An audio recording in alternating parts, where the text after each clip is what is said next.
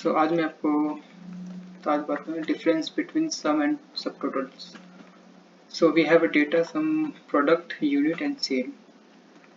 We have a product, computer, keyboard, mouse, CPU, wire, monitor, laptop, etc.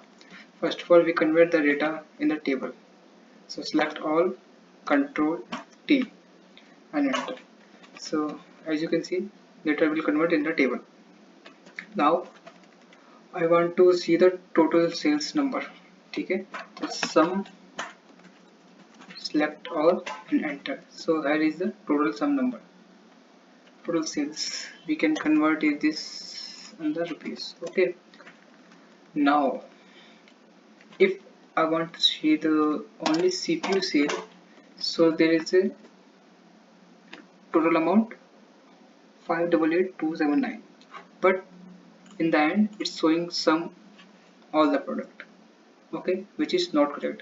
I want to see whenever I put in the filter with some particular product, so it should be changed. Okay, so here we can use subtotal bracket open, then select what we need to done. We need to do sum, so which is 9, comma, and then select the numbers data, then enter. Now you can see there is a sales total number. We can check now. Filter, check CPU.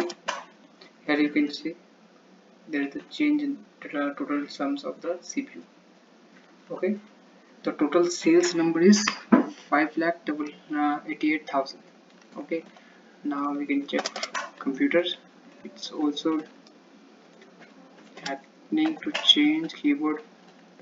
So this is the difference between sum and subtotal. I hope you enjoyed this video and informative this video. Please hit like button and to subscribe. Thanks for watching.